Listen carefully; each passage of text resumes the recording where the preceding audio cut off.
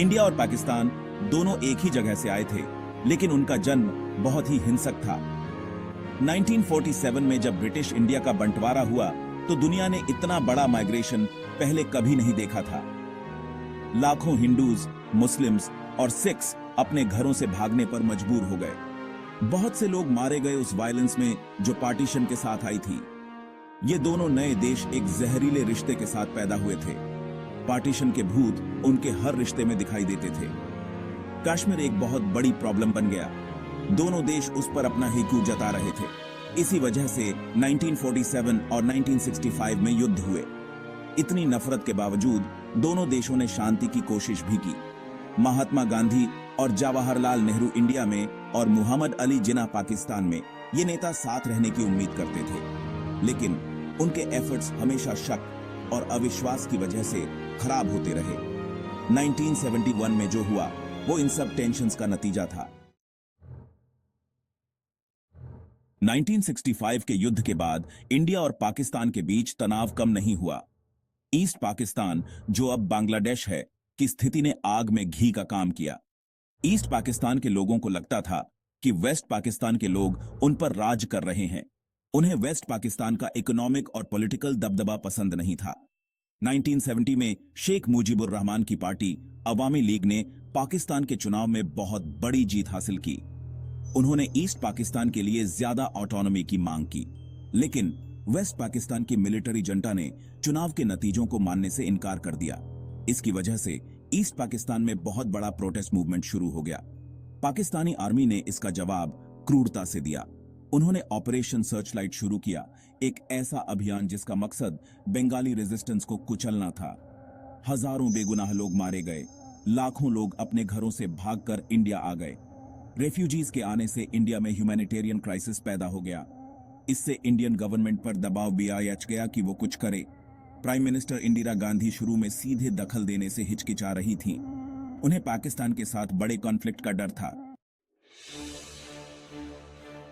जैसे जैसे ईस्ट पाकिस्तान में हिंसा बढ़ती गई, इंडिया खुद को इस संकट में घिरता हुआ पाने लगा। बांग्लादेशी रेफ्यूजीज की हालत देखकर कोई भी आंखें नहीं फेर सकता था। इंडिया में लोगों की राय इंटरवेंशन के पक्ष में जाने लगी। इंडिया ने बांग्लादेशी रेजिस्टेंस फाइटर्स, जिन्हें मुक्ति बाहिनी कहा जाता था, को मदद देना शुरू कर दी। इंडिया ने सोवियत यूनियन के साथ एक फ्रेंडशिप ट्रीटी पर भी हस्ताक्षर किए। इससे इंडिया को यूनाइटेड स्टेट्स या चाइना के किसी भी पोटेंशियल इंटरवेंशन से सुरक्षा मिली।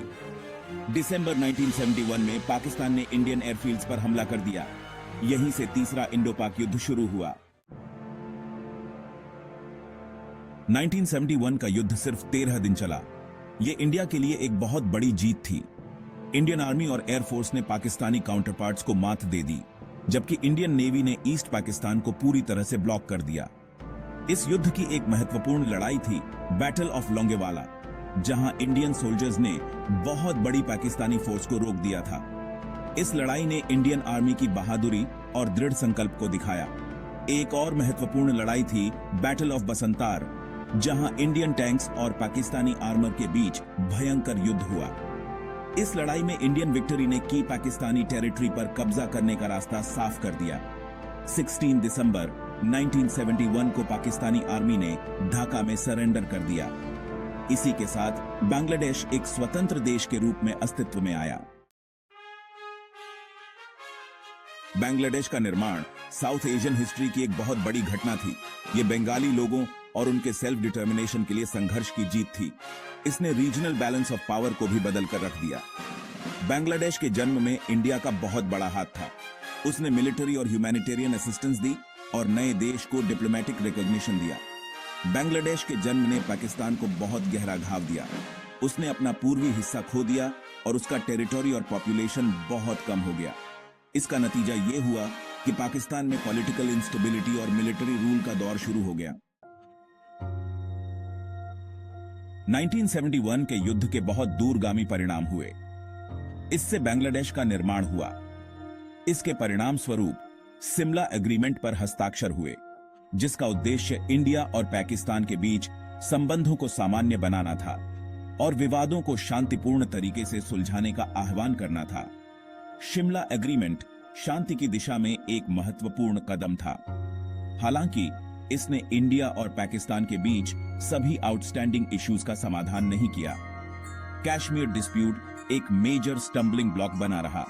1971 के युद्ध का साउथ एशिया के जियोपॉलिटिकल लैंडस्केप पर भी गहरा प्रभाव पड़ा।